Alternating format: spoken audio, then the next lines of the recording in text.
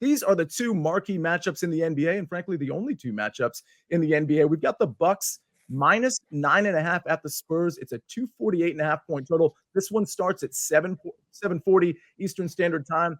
Larry, I'm going to kick it to you first. We got the Bucks minus 9.5 here. It's a big spread, but it's the Spurs. Any leans in this one?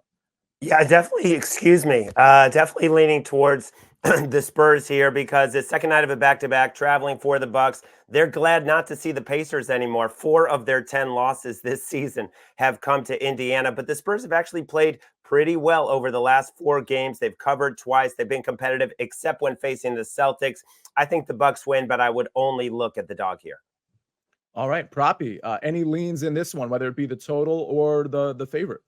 Interesting matchup here, as Larry mentioned. Milwaukee on the second half of a back-to-back, having lost to Indianapolis last night, facing the Spurs team. Really not interested in winning basketball games. That being said, San Antonio does have a tremendous amount of talent, starting with the rookie phenom Victor Wembanyama. I think this is going to be a high-scoring, up-tempo game. I do wonder if the Bucks run out of gas in the second half a little bit and allow potentially a cover for the Spurs here. For me, it's an efficient line. If I had to choose one way or the other, I think that potentially San Antonio could cover late, but I just don't have a lot of confidence in them trying to win basketball games or even the starters playing in the fourth quarter if this is a double-digit lead with 5-6 minutes left. And Proppy, would you say that might be a reason to avoid props on the Bucks side in this game if you're looking at overs? I mean, is that generally something you factor in when you're talking about taking overs on what name the superstar, but even some of the starters who kind of appear to be role players, they could be on the bench in the fourth quarter, correct? Yeah, absolutely. I mean, it wouldn't surprise me, honestly, if we hear close to game time that Giannis doesn't end up suiting up or even potentially Dame ends up resting tonight. But yeah, I would definitely err on the side of caution here, both sides of the basketball, at least as far as overs are concerned in this matchup. But while both these teams are on the court, they're both going to be up tempo. I expect a lot of scoring. We know with Greg Popovich, he's very likely to rest someone or just not try and win this basketball game. Frankly, they're 5-28, I believe, and they want to collect as many ping pong balls as possible. And Milwaukee wants to get out of here unscathed with a victory, obviously. Let me change gears real quick, Larry. I want to kick it to you because there's an important question in the chat from Sean Levine. I assume that's Avril Lavigne's brother, girlfriend, underrated song from 20 years back, maybe 25 years ago. Anyway, where's Avril now? I think she's still creating music. But the point is, sorry, I got sidetracked. Sean Levine says, and Larry, I'm going to direct it to you. How come golf picks don't show up on the site under the experts' picks? Any knowledge to drop there?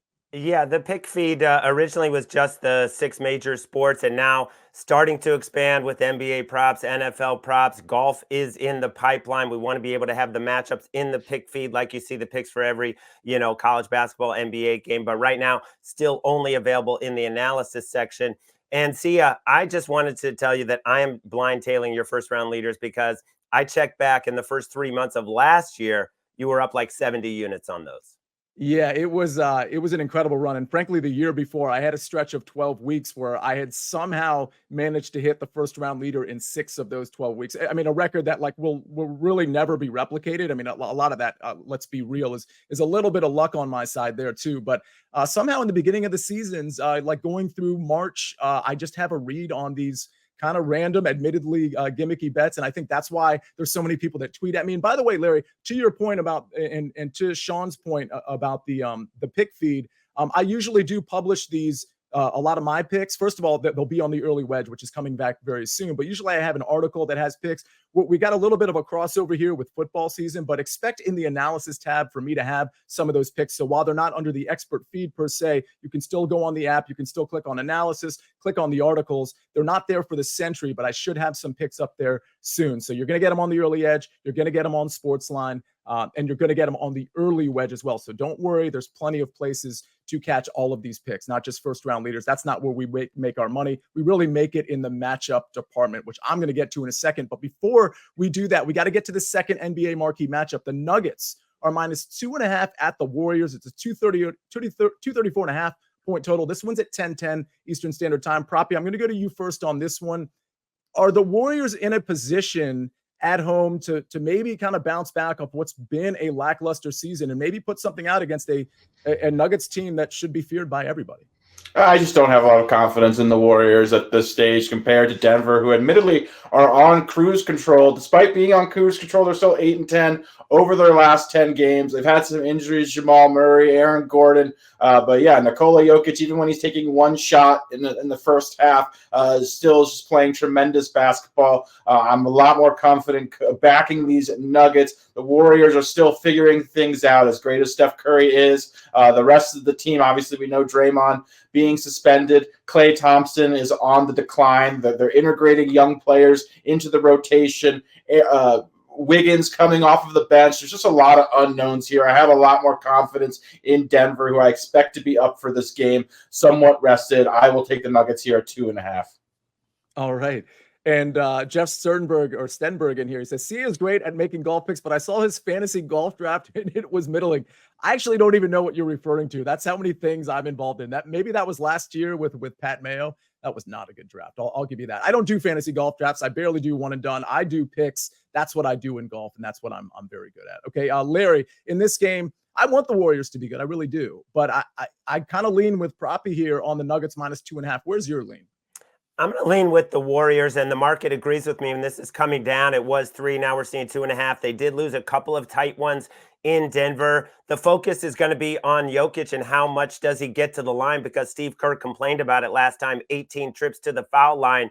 He said it was disgusting basketball to watch. Jokic has made 30 straight free throws. So that's just something I'm going to keep my eye on tonight, but I lean the other way. I see Buckets smiling in response to somebody in the chat, so I think that's great. All right, yeah, that's interesting. I think this game's going to be interesting. Maybe there's a live bet opportunity in this one if we see maybe the Warriors. Go ahead, Mike.